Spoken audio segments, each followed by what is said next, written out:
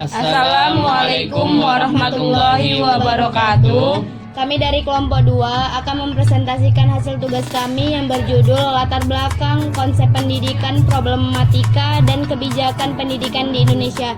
Sebelumnya, saya akan memperkenalkan diri. Nama saya Dinda Salsabila. Nama saya Rama Agus Lestari. Dan nama saya Irwansyah Sirait. Langsung saja, di sini kami akan langsung mempresentasikan hasil tugas kami.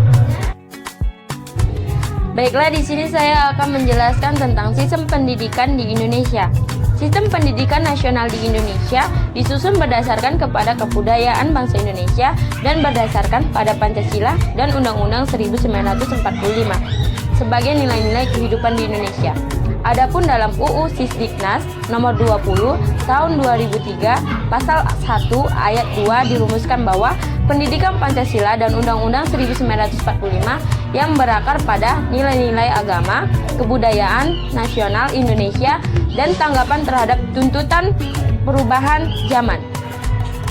Penyelenggaraan sistem pendidikan nasional disusun sedemikian rupa, meskipun secara garis besar ada persamaan dengan sistem pendidikan nasional bangsa lainnya, sehingga sesuai dengan kebutuhan akan pendidikan dari bangsa Indonesia yang secara geografis, demografis, historis, dan kultural berciri khas.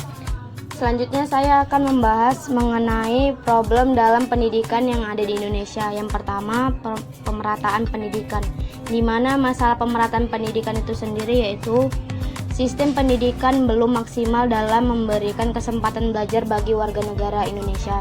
Yang kedua, mengenai mutu pendidikan.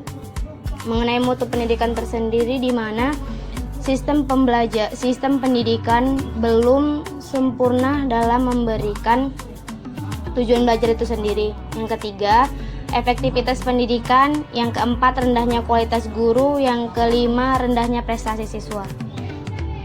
Baik, yang terakhir, kebijakan atau solusi dari permasalahan-permasalahan pendidikan di Indonesia. Yang pertama, solusi sistematik, di mana solusi ini mengubah sistem-sistem sosial yang berkaitan dengan sistem pendidikan. Seperti diketahui, sistem pendidikan sangat berkaitan dengan sistem ekonomi yang diterapkan. Sistem pendidikan di Indonesia sekarang ini diterapkan dalam konteks sistem ekonomi kapitalisme atau mazhab neoliberalisme yang berprinsip antara lain meminimalkan peran dan tanggung jawab negara dalam urusan publik, termasuk pendanaan pendidikan. Yang kedua, solusi teknis, yakni solusi yang menyangkut hal-hal teknis yang berkait langsung dengan pendidikan.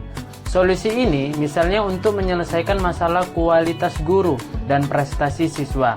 Maka solusi untuk masalah-masalah teknis dikembalikan kepada upaya-upaya praktis untuk meningkatkan kualitas sistem pendidikan itu sendiri.